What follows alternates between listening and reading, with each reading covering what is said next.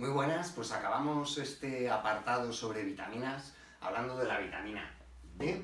La vitamina D, al contrario que las otras dos, que la B1 y la B12, es liposoluble, es decir, que se encuentra en la grasa de los alimentos, ¿no? Es soluble en grasa y por lo tanto solamente se encuentra en aquellos alimentos que contienen grasa y precisamente en la parte grasa de los alimentos.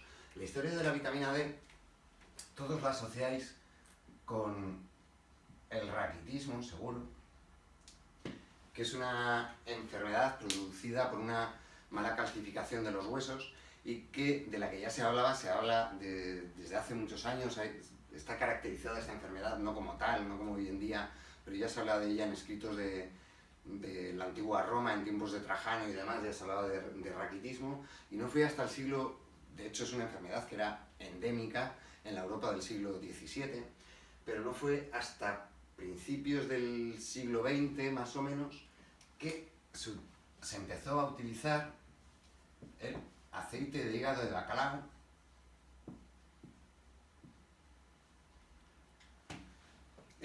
tampoco se sabía muy bien por qué, pero se sabía que los niños que tomaban aceite de hígado de bacalao o no desarrollaban raquitismo o revertían la enfermedad e incluso se podrían llegar a curar. Pocos años después, estamos hablando de los años 20 más o menos, es cuando se descubrió también la importancia de la luz solar en la incidencia del raquitismo. Y fue más tarde cuando ya se caracterizó y se descubrió la vitamina D. La vitamina D, conocida como calciferol, aunque también el nombre ha ido cambiando con el paso de los años, sabéis que existen dos formas de vitamina D, la vitamina D2 o ergocalciferol y la vitamina D3 o colecalciferol, ¿no? Que resulta más interesante, la que se encuentra en los alimentos y en la que casi siempre que leáis artículos relacionados, de lo que se está hablando es de la vitamina D3. Bueno, respecto a la luz solar, eso nos lleva, siguiendo un poco el hilo de cómo hemos hablado de las otras moléculas, la estructura química de la vitamina D, digamos que tiene el esqueleto de la molécula de colesterol, porque es un derivado de la molécula de colesterol. La vitamina D, para que os hagáis una idea, bueno, tenemos un anillo por aquí, un enlace, otro anillo y una cadenita que sale por aquí, ¿no? Y aquí con otra serie de grupos funcionales. Si este anillo le ponéis aquí arriba, tendréis algo muy similar a la molécula de colesterol, que es transportada a la piel, a la epidermis, y por acción de la luz solar, en concreto de la radiación ultravioleta B, no confundir con los rayos UVA, estos son los rayos B, ¿no?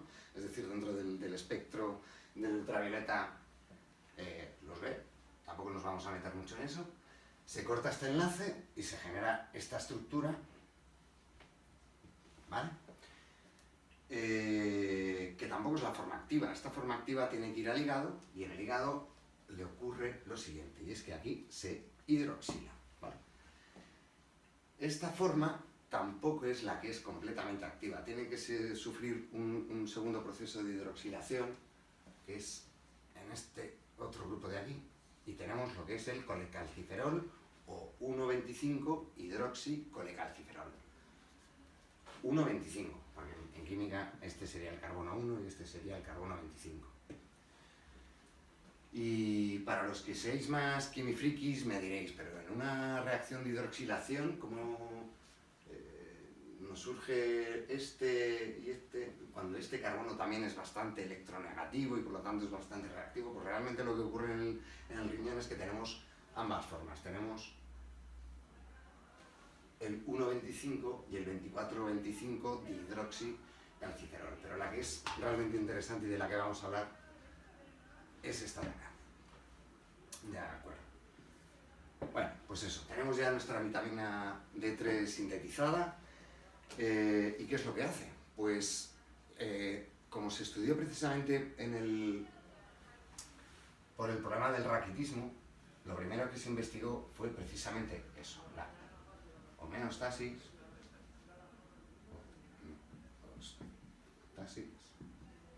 del calcio. Es decir, la vitamina D3 está implicada en mantener unas concentraciones adecuadas de calcio en sangre y por lo tanto en lo que es la entrada de calcio en el hueso y la absorción o no absorción de vitamina D en el intestino.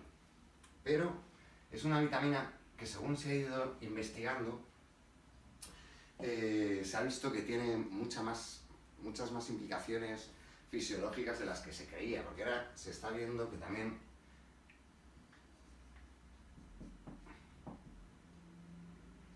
tiene un papel fundamental en muchas enfermedades de carácter autoinmune.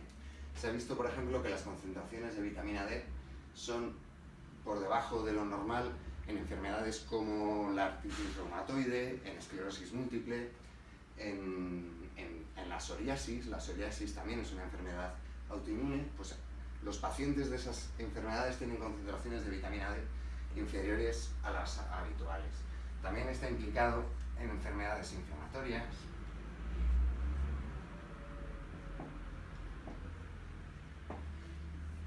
Y por todo este papel en la regulación de enfermedades autoinmunes, de enfermedades inflamatorias, por esta visión de la vitamina D como un derivado del colesterol, es por lo que hoy día no se la considera simplemente como una vitamina, sino que es un compuesto que tiene una doble naturaleza. Por un lado vitamina, por otro lado se la considera como una hormona. Luego, para hablar simplemente un poquillo sobre fuentes dietéticas, las principales fuentes dietéticas pues son, como hemos dicho, que es una vitamina liposoluble, pues lo encontramos en alimentos grasos. Por lo tanto, principales fuentes dietéticas tenemos la yema de huevo, tenemos pescados azules,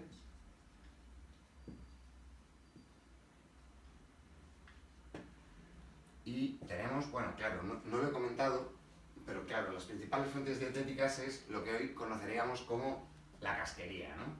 El hígado, sobre todo el de cerdo, los sesos, ¿no? Iba a decir el cerebro, pero sería lo que se conoce como sesos, los riñones. Y de hecho, la vitamina D también está asociada con un premio Nobel, que esto también nos da una idea de cómo se ve la evolución de los consejos dietéticos con el tiempo y cómo si incluso a lo largo del siglo XX una persona ganó el premio Nobel por recomendar el consumo de hígado en niños para evitar el raquitismo, que hoy a nadie se le daría un premio Nobel por aconsejar el consumo de hígado, ¿no? Pues es eso. Esto lo digo como una pequeña cuña para decir que eso, que muchas veces en consulta nos dicen bueno, pues es que en esto de la nutrición todo cambia y lo que hoy es bueno, mañana es malo. Bueno, pues eso es algo que se ha visto a lo largo de la historia, no solamente de la nutrición, sino de la ciencia en general, ¿no? Antes el Sol giraba alrededor de la Tierra, ahora es la Tierra la que gira alrededor del Sol. Según vamos teniendo más elementos, pues la historia va cambiando. Lo que era premio Nobel decir que el hígado debían consumirlo los niños, pues hoy sería una auténtica aberración. Dicho esto, diremos, ingestas recomendadas. Pues tampoco está muy claro. Hablando de vitamina D, encontraréis en la bibliografía dos formas de expresar las ingestas recomendadas en unidades internacionales, y ahí encontraréis de 200 a 400 unidades internacionales, o en microgramos día, y también encontraréis recomendaciones entre los 5 y los 15 microgramos día. Tampoco está muy claro si se debe recomendar mayor cantidad de vitamina D a embarazadas, a mujeres en periodo de lactancia, pero bueno, digamos que un consumo que se encuentre más o menos en estos parámetros sería lo recomendable. Tampoco hace falta una ingesta diaria de vitamina D. Al contrario que las otras que eran hidrosolubles, la vitamina D sí que se almacena en el hígado y por lo tanto podemos tomar vitamina D algunos días sí y algunos días no, pero más o menos, contando con una ingesta de huevo habitual, podríamos decir, es decir, lo habitual en España, que serían 4 o 6 huevos a la semana, bastaría con una ingesta de unos 150-200 gramos de pescado azul a la semana para cubrir con creces las necesidades recomendadas de vitamina D. Y os voy a hacer otra pequeña curiosidad respecto a la vitamina D, que es, como os he dicho, la vitamina D se sintetiza en la piel por acción del sol, pero claro, en condiciones normales bastaría con una exposición de la cara, manos y antebrazo de 15 minutos a la luz del sol, de 15 minutos, 3 días a la semana para sintetizar toda la vitamina D que necesitamos. Pero realmente eso no es así, porque ahora no vivimos como antes, vivimos mucho tiempo a cubierto, sin la luz del sol necesaria y tal. Los expertos hablan de un límite que está, esto es la Tierra, este es el Ecuador, esto sería el paralelo 40, y los expertos hablan de que si estamos aquí al norte o si estamos aquí al sur, la síntesis endógena de vitamina D, sobre todo en los meses de invierno, va a ser deficitaria o nula. Y diréis, ¿y eso en España cómo nos afecta? Pues si España es más o menos esto, podríamos decir que de Madrid para abajo la exposición a la luz solar es suficiente para asegurar una síntesis correcta de vitamina D, pero los que estamos, por ejemplo aquí en Salamanca y de aquí para arriba, tenemos que tener especial cuidado porque la exposición a la luz del sol, sobre todo en los meses de invierno, no es suficiente para sintetizar toda la vitamina D que necesitamos. Pues esto es todo, os invitamos a que nos hagáis llegar más sugerencias y espero que os haya gustado el vídeo.